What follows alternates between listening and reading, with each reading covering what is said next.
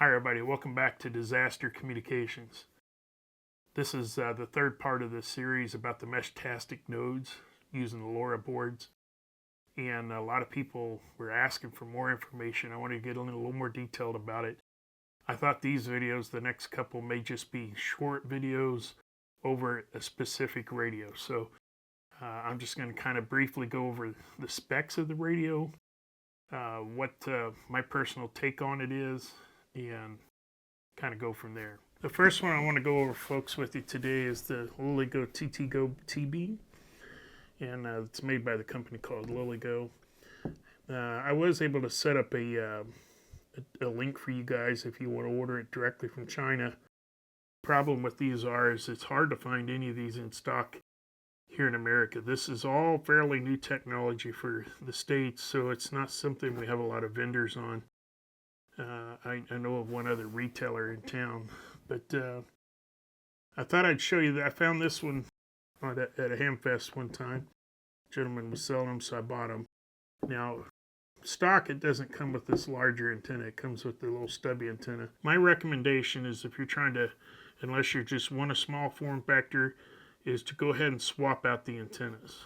You're going to want to get an antenna that matches the frequency you're operating on and that matches the board. This particular board's a 915 megahertz. That's the frequency range that has been allotted for LoRa here in the US.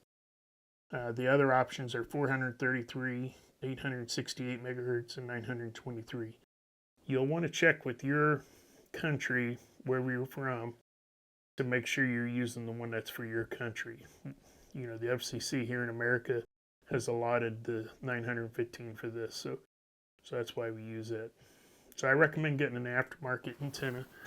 A little bit about this. This particular board is the T-Beam version 1.1. There's several options out there. There's a T-Beam that will work with Meshtastic. So let me tell you the ones that will work with Meshtastic. Like if you go to Lilygo's website, they have some that are not compatible with Meshtastic. So you want to make sure you get one that if you buy your radio from Lilygo using the link below, just be sure to make sure it is compatible with Meshtastic. And if you go to meshtastic.org, you'll see a list of all the radios that are compatible. They do make these boards for other things and other versions. The ones that is listed on meshtastic.org that is compatible is the T-Beam version 0.7, T-Beam version 1.1, which is what this is, the T-Beam with M8N, the T-Beam with M8N and SX1262 chips, the T-Beam S3 Core, and the T-Beam Supreme. So just a couple interesting facts about this particular board. It has the ESP32 Wi-Fi and Bluetooth chip built in. The LoRa transceiver is a Simtex SX1276. It does have the GPS receiver in it, the NEO 6M. Does have the micro USB connector along with the SMA connector for the antenna. It features, usually it comes with Meshtastic pre-installed. Has 3 buttons, a power, program, and a reset switch. It does come with a 0.96 inch OLED display. Let me hit the middle button so you can kind of see what that looks like. Now, some soldering is required on some of these, depending on where you get it. So when you're shopping for these, make sure you look to see if it says the soldered or not. If it's not soldered, let me see if I can get this up there for you. This little board just sits down on these pins, and then you just hit some solder on it right there. So if you're not good at soldering, then I wouldn't. Make sure you get the one that says already soldered. And I think they're realizing that more people don't do that. So they really sell these for engineers to kind of design and build stuff. I'm going to put a little solder down here. But anyways, this takes an 18650 battery. It does take the flat ones. So it says that if it has the little indent and the expansion part for the tip for the positive, that it won't fit. So it specifically requires the flat on both ends. And then always be sure that your lined up positive to positive, negative to negative. So this is the little Bluetooth antenna. It's loose now. When I first got it, it was stuck with double-sided tape to the board. But this is my experiment board, so another word of caution. When you first get them, make sure you hook the antenna up before you put a battery in it. If you put a battery in it before you put the antenna on it, it can damage the radio. So they just came out with some cases. There's a lot of people that are 3D printing them, offering to print it that way. I don't have a 3D printer, so I actually went, and the guy I bought mine from had a 3D printer, so it just takes a USB-C charger. So when you put it in, let me just show you here, it'll plug in the side, and usually get, we usually charge ours overnight. Yeah, there's no real charging indicator or anything like that. We'll show you here, like this is, you hit the center button, and that scrolls through all these little screens. You'll see little dots down there. And so this one shows kind of that it's been charging, shows some of the information, the channel set mode.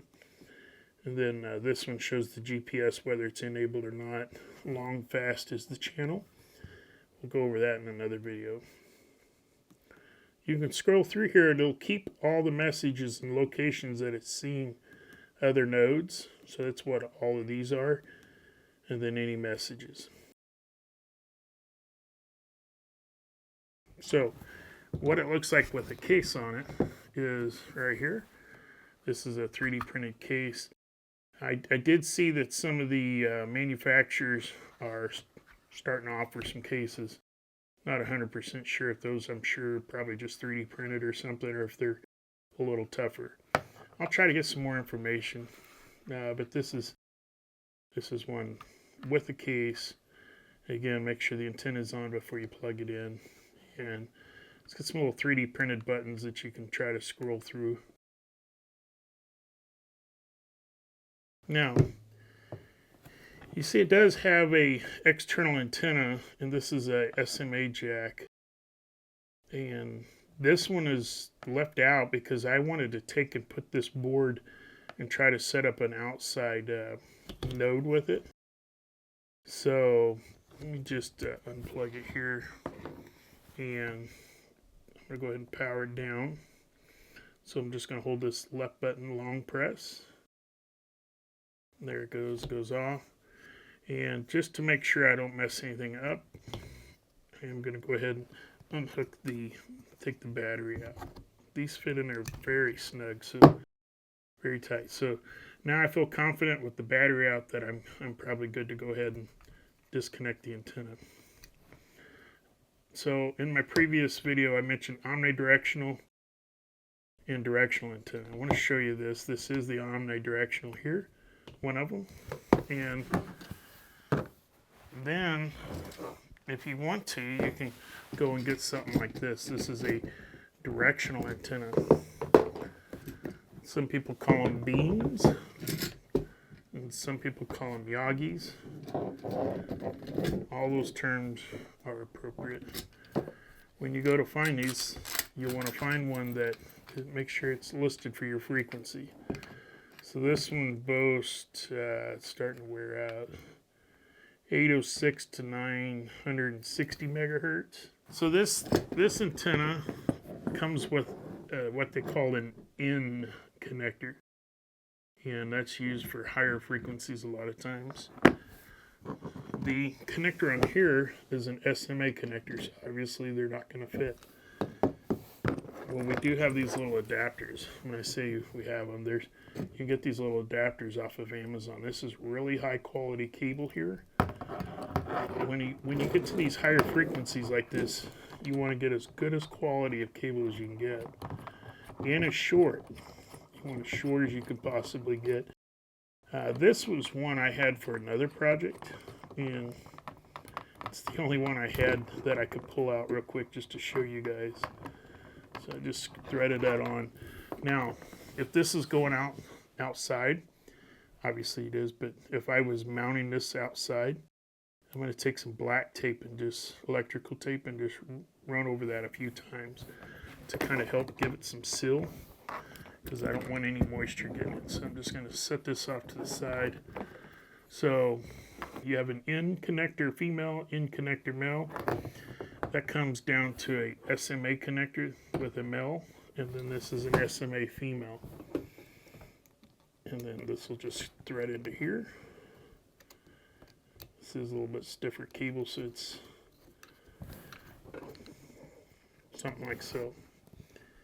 So now, if I had this in a case, something weatherproof, I could do that. You would want a what they call a bulk head connector. I'll show a picture of one. You wouldn't want to just drill a hole and run this through it. You would want a bulk head connector to go, like if you're putting all this in a weatherproof case, and you would want to do that to protect it. So one of the thoughts I had is if I had a shorter run, and you can actually, instead of using cable coax, you could, like an adapter. This one's got a lot of cable on it.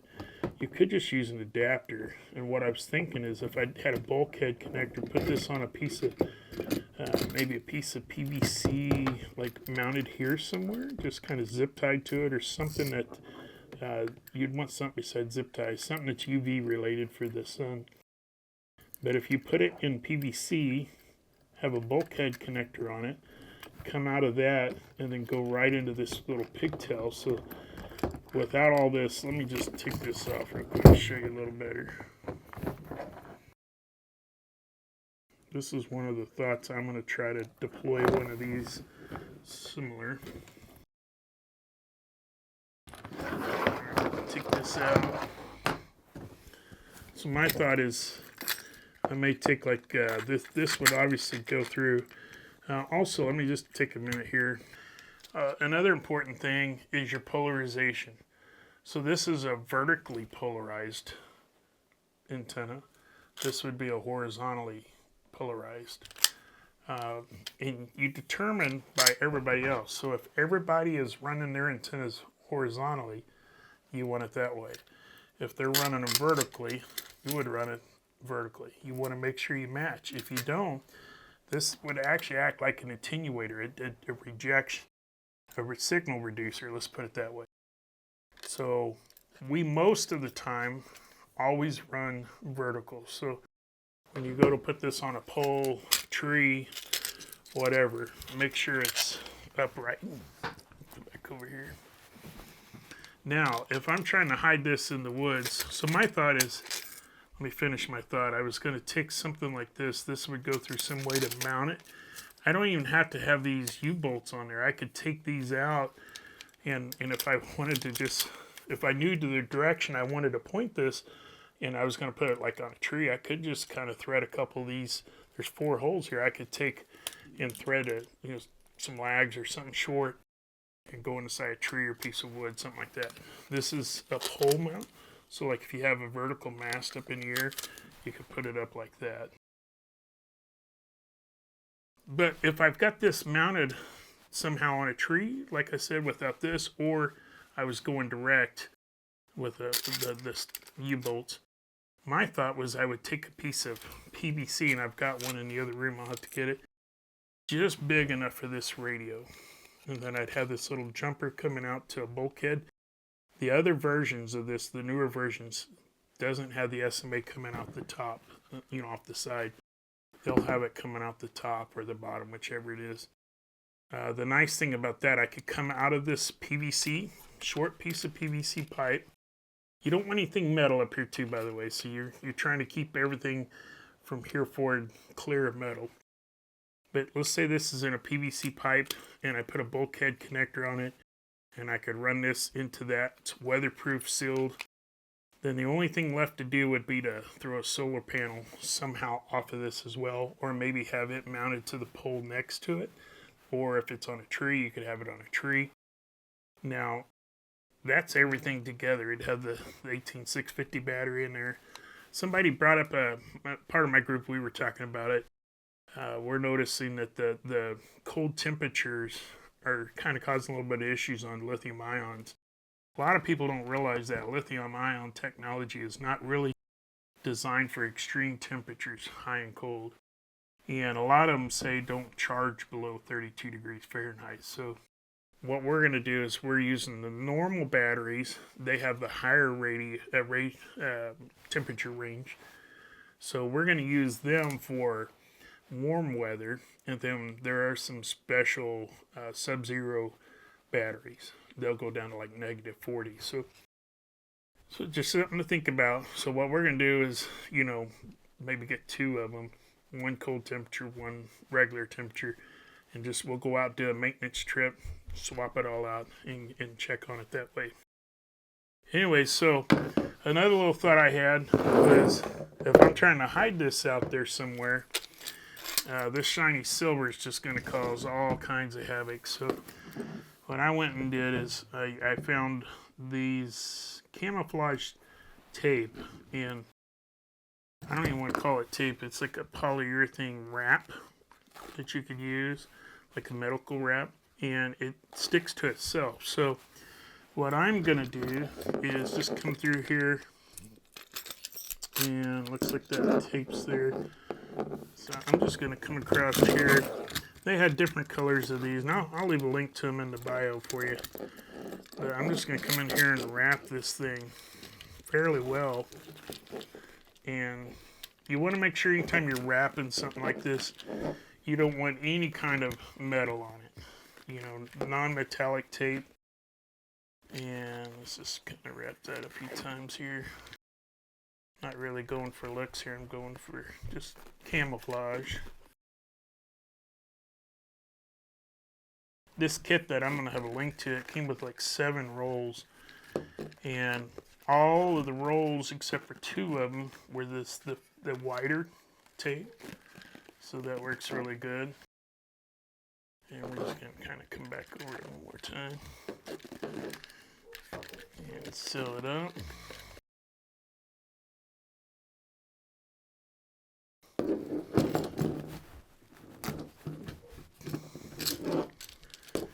So that'll start that direction. And I'm going to do the same thing down here on the mount part. I'm not going to do it now because we're going to mount it. But then it also came with several of these wide tapes, but then a half strip, 2 of these. So I'm going to use this one for the elements.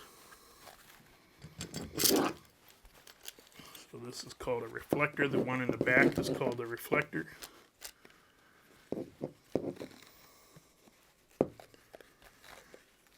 So just kind of camouflage it here.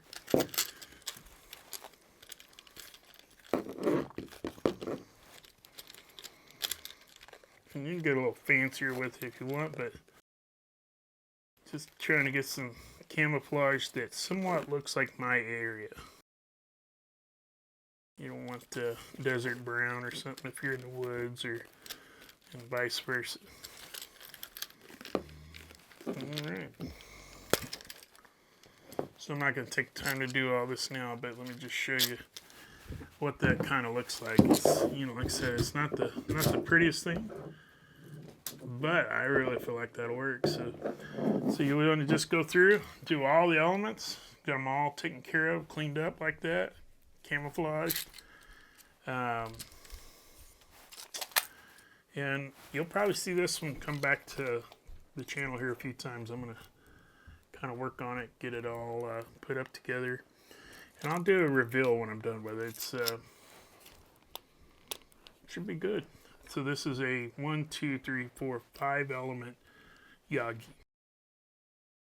Anyways, hey, stay tuned. I've got like, let's see, 3 or 4 other radios I'm going to do a reveal on, kind of like this, and go over and let you guys see it.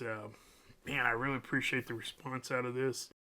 A lot of this is new for me, being on this side of the camera. But we're happy to help out. If you got questions, feel free to leave the comments. Leave it down in the comments. We had over 500 questions on the main Instagram page. So we're excited about that. Went through and tried to answer all of them I could. And I'm going to keep going through this series here for quite a little bit. Try to answer any questions you have and give you some tips and tricks. I have been working with a couple manufacturers. So Lilygo is one that we just set up with. And if you want to order directly from China, you can. That's how I ordered a couple of my T-Echoes there. Myself and my group, we had 4 of them we ordered. I have a new board on order, and it should be here just any day. So I want to walk you through actually programming and installing the firmware and flashing them in case yours didn't come with it, or teaching you how to upgrade them too. So once again, thank you guys, and leave a message if you have any questions. Feel free to subscribe. Thank you.